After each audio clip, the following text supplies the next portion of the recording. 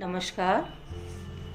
यह है फलक की कहानियों का अद्भुत संसार, किस्सा कहानी, जिसमें हम लिखते हैं खुद को। मैं हूँ सुबोध चतुर्वेदी और आपको सुना रही हूँ स्वरचित कहानी जिसका शीर्षक है पूस की एक रात यह भी। सुनिए। खोली में खटर पुटर हुई तो फूली की नींद खुल गई। उन्नीदे स्वर में बोली, अब आधी रात को क्या कर रहे हो? चुपचाप सो क्यों नहीं रहते? न खुद सोएं न औरन को सोने दें। गंगू फुसफुसाकर बोला, अरे भगवान, तू चुपचाप सो जा, मैं जरा फ्लाई ओवर तक जा रहा हूँ। अरे पर आधी रात को वहाँ क्या करने जा रहे हो? कितनी रात बीत चली है, 2-4 घंटे की बात और है। बुनसारे होने में कौन ज्यादा टाइम है? अरे अभी 1-2 बजे होंगे, 2-3 घंटा जैसे बनेगी फ्लाईओवर के नीचे लेट रहूंगा। शायद आज फिर भाग्य से कोई धन कुबेर आ जाए तो एक कंबल और मिल जाए। अभी पिछले हफ्ते ही तो लाए थे, क्या हुआ? अपने भाग्य में तो यही कथरी बदी है, सो चुपचाप ओढ़कर लेट रहो। खोली में ही जब दांत बज रहे हैं तो बाहर सोचो क्या हाल होगा। तू नहीं समझेगी, औरत जारजू ठहरी। जब तक पेट की आग नहीं बुझेगी तब तक नींद भी कैसे आएगी? पिछले हफ्ते जो कंबल मिला था उसे बेचकर 2-4 दिन रोटी पानी का इंतजाम हो गया। अब इन बूढ़े हाड़ों में इतनी ताकत तो बची नहीं कि मेहनत मजदूरी कर सकें। एक तेरी मजूरी से कैसे काम चले? महंगाई तो आसमान छू रही है। हाँ, कहते तो तुम ठीक हो, पर जरूरी तो नहीं कि आज भी कोई दानवीर आ जाए और तुम्हें कंबल से ढांप कर चला जाए। अब भाग्यवान उम्मीद पर तो दुनिया टिकी है। भाग्य अच्छा हुआ तो मिल जाएगा। कोशिश तो करनी पड़ेगी ना। खोली में तो कोई आकर देने से रहा। कहते हुए गंगू ने अपनी चादर कसकर लपेटी और बाहर की ओर कदम बढ़ाए। तभी पीछे से फूली ने आवाज लगाई, अरे अपनी कथरी तो लेते जाओ, खुले में देह अकड़ जाएगी। गंगू पलटा और हंसा, बोला, बावली हुई है क्या? कथरी ओढ़कर लेटूंगा तो कौन की दया ममता जागेगी? ठंड में सिकुड़ा पड़ा दिखूंगा तभी कोई दयावान कंबल डालेगा। निराश होकर फूली बोली, अब जैसी तुम्हारी मर्जी। गंगू ने बाहर की ओर कदम बढ़ाए।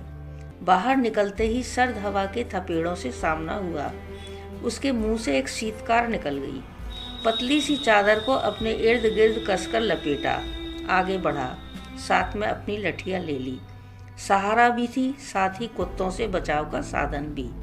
अपनी गली के कुत्ते तो पहचानते हैं, पर दूसरे मोहल्ले के कुत्तों का क्या ठिकाना? कब झपट पड़े, पैर पकड़ लें। सर्दी अपने चरम पर थी। उसने टटोलकर बीड़ी का बंडल और माचिस निकाली। रुककर एक बीड़ी सुलगाई, कुछ तो ठंड भगाने में मदद करेगी। जोर से कश खींच लिया। इतना धुआं अंदर चला गया कि तेज खांसी आने लगी। संभलना मुश्किल हो गया। थोड़ी देर सड़क के किनारे बैठकर खांसता रहा, फिर हिम्मत करके उठा। रात के सन्नाटे में सड़क पर कोई नहीं दिख रहा था। कहीं कहीं अलाव की बुझी आंच दिख रही थी, जिसके आसपास कुत्ते दुबके हुए अपनी सर्दी भगाने का प्रयास कर रहे थे। मन में एक लालच आया, अलाव के पास बैठकर थोड़ी देर गरमाई ले ले, परंतु तुरंत उसने इस विचार को खारिज कर दिया। गर्मी लेने बैठ गया तो फिर नहीं उठा जाएगा। गंगू को अपना लक्ष्य कंबल में नजर आने लगा था। उसने फ्लाई ओवर की तरफ कदम बढ़ा दिए।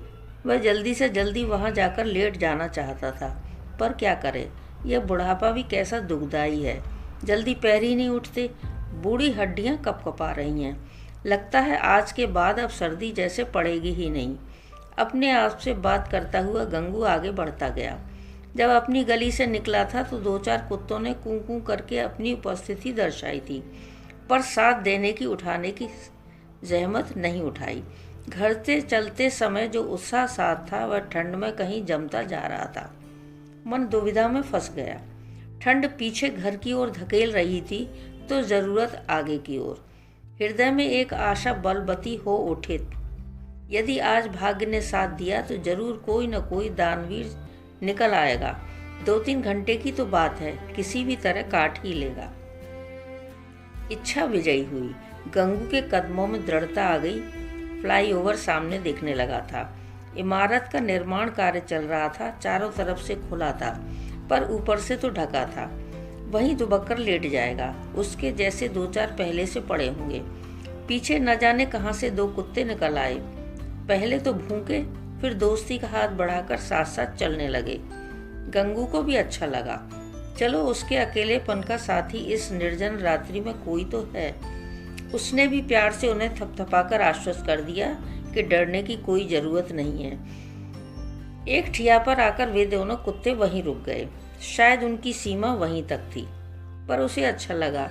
इंसान नहीं तो कुत्ते ही उसका साथ देने वहां तक चले आए थे।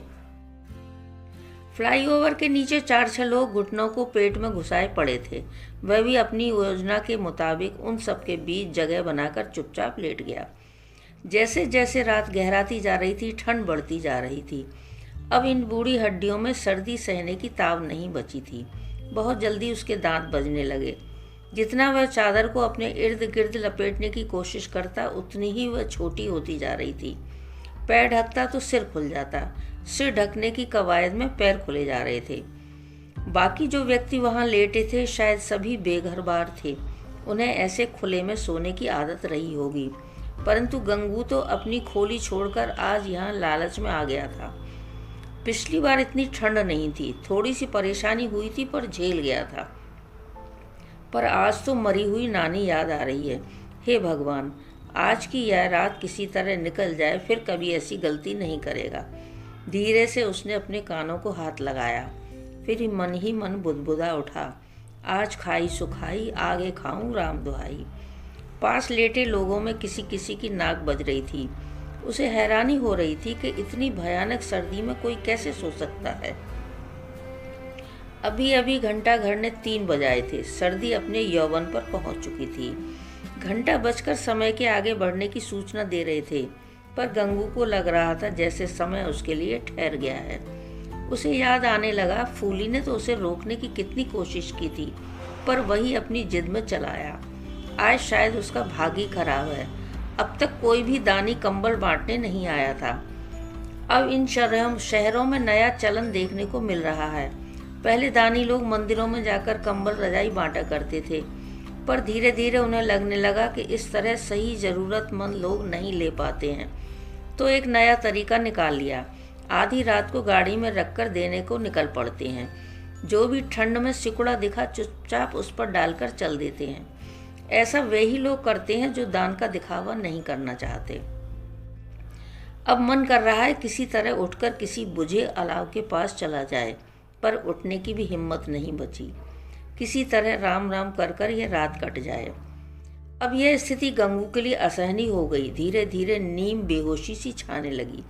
उसकी चेतना सुन्न होने लगी और अतीत के गलियारों की परिक्रमा करने लगी, जिसके उस विषय में उसने न जाने कब से सोचना छोड़ दिया था। लगभग 75 वर्ष पुरानी दुनिया असंबद्ध तरीके से आंखों के आगे नाचने लगी। उसकी दुनिया में 2 छोटे बच्चे थे, मुनुआ और लाली।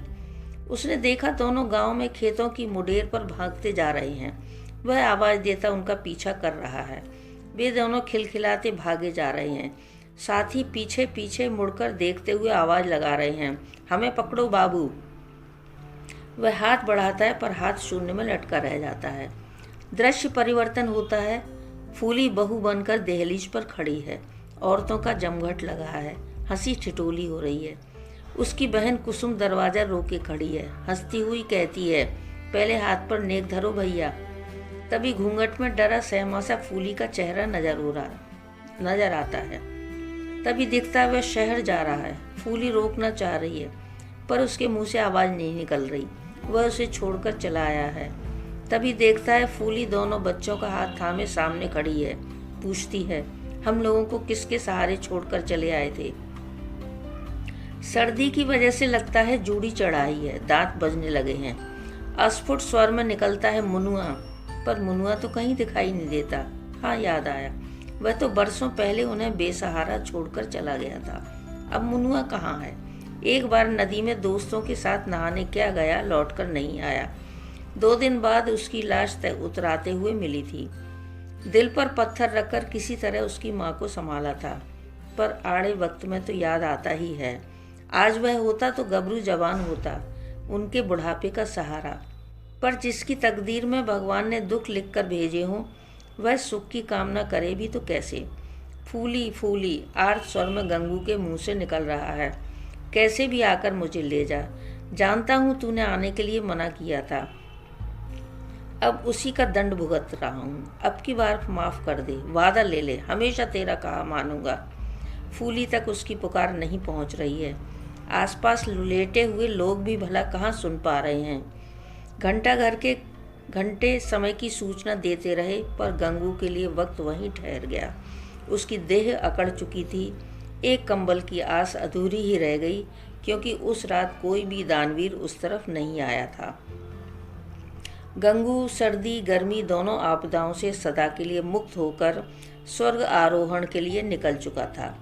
परिचय पत्र के नाम पर उसके जेब में मिला एक बीड़ी का बंडल और माचिस, पास में रखी एक लाठी। सुबह होने पर पुलिस ने लाश को लावारिस करार देकर पोस्टमार्टम के लिए अस्पताल भिजवा दिया। यह भी एक पूस की रात थी। बस यह कहानी इतनी ही। अभी आप सुन रहे थे मेरी आवाज़ में मेरी ही लिखी कहानी, शीर्षक पूस की एक रात यह भी। नमस्कार, फिर मिलते हैं एक नई कहानी के साथ।